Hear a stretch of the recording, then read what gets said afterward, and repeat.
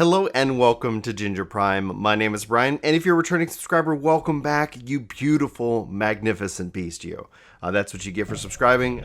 Random compliment at the start of videos. Hopefully you enjoyed, and welcome again to the Soul Nation. But today, we've got a lot to cover. We have an Outriders 1 week to launch dev update, in which we're going to talk about the following subjects: preloading and launch times, what's changed between the demo and launch, the patches and post-launch support, don't know why I struggle with that word, item restoration for players who have lost their legendaries, their policy regarding cheating and hacking, and Hell's Ranger info. This is going to be probably a longer post, so you can use the chapter markers in this video to kind of jump to whatever interests you the most. And as always, let me know what you're thinking, what you're excited about, and what class you're going to start when Outriders drops on April the 1st. So let's go ahead and get into it. Preloading is going to be live today on Xbox. PlayStation platform will be live within 48 hours in advance of the release time. So that's 2 days, but I guess that would be the 30th of this month. Steam, they're still determining their preload options, so be sure to check back here or over on Reddit for more information. And same thing with the Epic Game Store. Preloading is currently not possible, so just note that those are the platforms. Stadia is also launching on the 1st, and there's no preloading because there's no downloading of the games itself, and they don't make mention of it because it's Stadia, but regardless. All right, launch times: rolling midnight unlock for consoles. So consoles, Xbox and PlayStation will unlock at midnight on April 1st for your specific country. As for the USA, this means midnight EDT April 1st, which is 2100 PDT on March 31st. So that's fantastic. Thanks for going East Coast, by the way. Pro gamer move, in my opinion. Unified single global launch time for PC and Stadia. The platforms will release April 1st at 1700 BST. That's going to be 9 o'clock a.m. DT, aka 11 a.m. So Stadia is actually going a little bit late start regarding PC and global. So you're going to actually have a little bit of head start on console. So if you got Game Pass on Xbox, you're ready to go, or if you picked up the game on PlayStation. It's good to know. These platforms can only release at a single time globally, and this is due to how their stores are set up, so don't blame the Outriders team, please. Here is a countdown that will help you understand how long you can go into specific regions. So just note, I'll include that in the description. And this time is the standard PC release time for Square Enix that has been carefully chosen to ensure that the maximum amount of support and partner staff are on hand to deal with the day and the issues. Okay, let's talk about our Hell's Ranger info. The Hell's Ranger content will become available via your stash to anyone who owns it. This means that even if you progress through the story without it, you will not miss out on acquiring it in the game. So please note that this gear is going to be level locked to level 10, so you will need to meet its requirements, basically achieving level 10 and playing on a certain level boosting world tiers before you're actually able to use it. So what has changed between the latest demo build and launch day build for Outriders? So we're going to go into a lot of detail right now. So lots of the demo content bug fixes, including, for example, mods and some legendary weapons are not triggering properly. Balancing changes for various items, mods, enemy stats, and loot drops. So balancing is going to be an ongoing process, and then they've learned from their internal playtest and the insider preview of the demo and over the previous months. However, we're sure that we're going to continue to learn more as the launch of the main game, and they're going to be looking for feedback provided by us, the community, so keep your feedback coming regarding balance of this game. Now, crossplay is no longer going to be in beta by default, so PC players will be able to add cross-platform players that they have previously played with to their friends list. Consoles will receive this functionality through a future patch. This is huge. That's one of the weaknesses of the demo, and to be able to just kind of re-add it. Hopefully that means if they're on their either your friends list, they can kind of just hop in and join you. That's going to make it a nice smooth transition. Now, I put out a video talking about how to set up your Square Enix account for Outriders. I'll try to include a link in the description of this below if you haven't seen that. You can actually go do all those steps today, and that way you won't have to futz with it when the game fully launches. So keep, go check that out if you need it. So please note that if you turn crossplay off manually, you will not be able to automatically matchmake with people who still have it turned on, even if you're all on the same platform. Direct inviting should still work though, so just keep that in mind. It's an important note. If you have it off, they have it on, that's going to affect your matchmaking potential. So coordinate your communication if you're anti-crossplay. DirectX 12 will be the default on PC. They've added a quick mark functionality to your inventory. This will allow you to mass mark all items based off their rarity in 1 or 2 button presses rather than needing to mark items individually, which is still possible if preferred. They've also added improvements to the cover system, improvements to the travel voting system when used in a group, and they added information about internal cooldown mechanics for your mods to their description. But wait, there is more. As you progress through the main game, you'll also have full access to the crafting system, character levels, all world tiers, and more. There's going to be no more grinding for legendaries at World Tier 5, and we recommend playing through the story and enjoying the experience first. Legendaries will drop naturally over time as you push your world tier higher and you get into the expeditions content. Now, regarding patches and post-launch support, this has been a constant debate among the community. What kind of game is this? They continue to say, this is the game, they will support it, but we have currently no DLC plans, no roadmap, as a promise, kind of as a, we're not going to sit here and try to promise you and sell you on a promise, we're going to deliver something for you, and we'll see how it goes. So anyway, we currently have a few patches undergoing testing and submission. It's their full intention to be to release the patches across all platforms simultaneously, though this may not always be possible, and we've already seen that in the demo where Xbox got delayed a week, so it is what it is there. Below are our pre-planned patches. However, with the demo, we will be carefully monitoring the launch, and it is our full intention to go on short notice hotfixes for any issues that we're able to introduce and resolve on our side that are deemed severe enough. Issues of the lesser severity will be that we were able to reproduce and resolve will likely be bundled into bigger post-launch follow-up patches for the sake of efficiency. Now, day 1 patch. This is a patch that we're hoping to have ready and integrate into the preloading even before launch. If everything goes to plan, and we won't have to go, say, download this day on day 1, but there is a possibility that this patch will be released on April 1st, and therefore will require an additional download.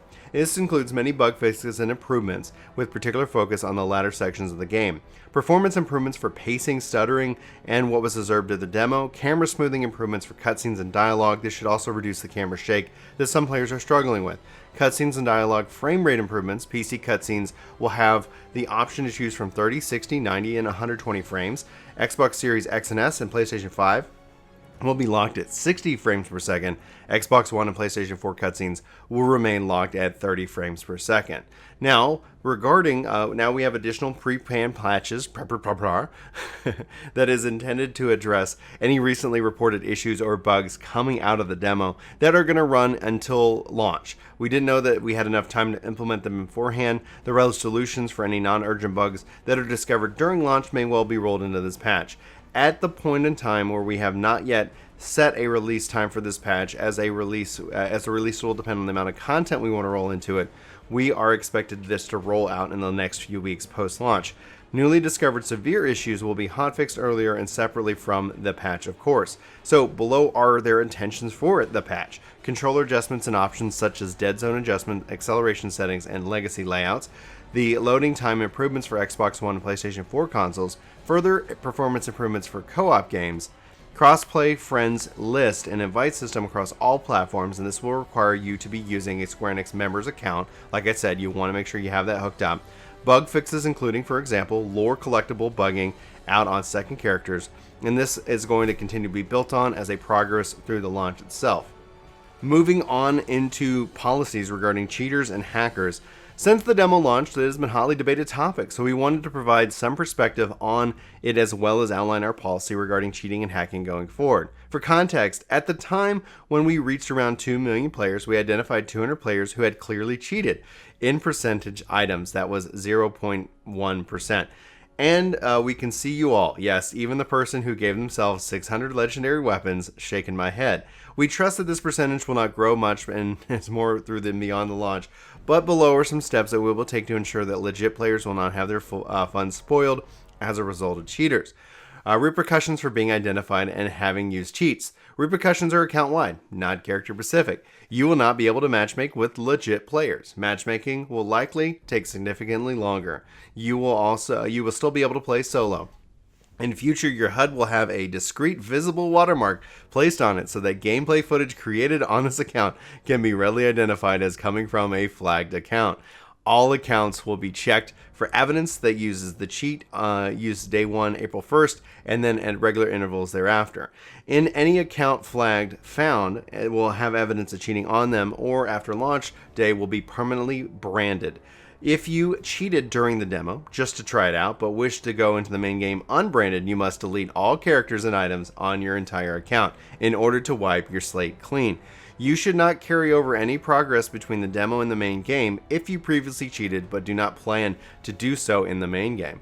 So what is considered cheating? Intentionally running the game on PC without Easy Anti-Cheat EAC, modifying the game files to enhance character levels, skills, and inventory, externally modifying the game time to reduce time-dependent features such as vendors and challenges.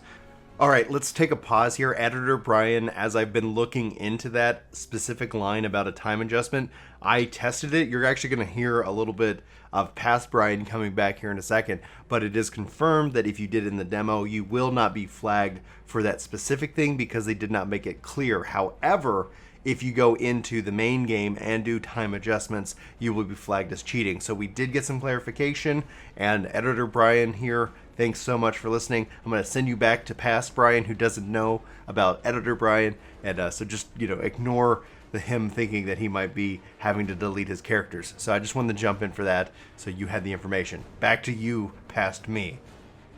So externally modifying the game time to reduce time-dependent features such as vendors and challenges. Oh gosh, I think I probably have to delete my characters as to a way of testing it out. Using a trainer program or similar to gain advantage within the game, using gameplay altering programs such as aimbots and wall hacks. Individual players who are found to have been regularly kicked by multiplayer hosts shortly after joining may also be manually reviewed as an additional anti-cheat or anti-grift safeguard. Using performance tweaking software such as Rivo Tuner, for example, will improve a personal game experience that is not considered cheating. Farming is not considered cheating, even though the amount of battering that Captain underwent could be considered unethical. Rip that Captain. We reserve the right to update and change this policy in the future. Item restoration for players who lost their legendaries. As mentioned in a previous update, we intend to restore legendaries to players who lost them as a result of a specific bug. This restoration is taking place right now as part of today's maintenance, Thursday, March 25th. The restoration is a one-time off event for the global player population. Restoration will take place on March 25th and will restore any legendaries launched before March 22nd. Only legendary weapons that were lost can be restored. Please check whether your lost legendary weapons that have been restored once the maintenance has ended. Since we implemented our fix for this bug, we have observed a smaller number of continue to report regarding lost legendaries, and we believe that most of these will be down to the regulatory of the game's autosaving rather than the specific bug. But simply put, if you found a legendary but the game was terminated before the autosave could occur, that legendary or any other item would never have made it into your server inventory or logs. Instances of this occurring include players using specific farming methods that are so fast that they prevent the game from triggering the autosave cycle before the farming run is reset, and in extreme cases, some players may go for long periods of time without autosaving. Players crashing out of the game just before or after they pick up a legendary is also a case. We will continue to investigate the uses of such cases and are looking for how they can mitigate against them in the future. Now, while we hope that we manage to restore as many legendaries as possible, we expect that there'll be niche cases that players not having a legendary restored because it never arrived in our logs, as per the use of the cases above. If this is the case, please reply to this subthread, and I'll include a link in the description so that way you can go ahead and get more information and have that conversation with them.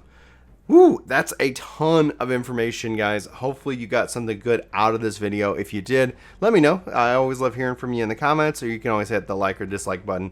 Kind of helps me gauge how I'm doing here on the channel. I do appreciate you for hanging out. Now, I'm going to actually go follow up on that line regarding the time adjustment, because that's something somebody told me, so I went and tested it, so I don't know if I'm going to be flagged as a cheater.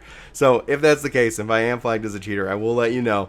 And that way we can kind of make sure that things are working. Because they said that only 200 people were identified out of the 2 million. It'd be nuts if I was one of the 200, but we'll find out.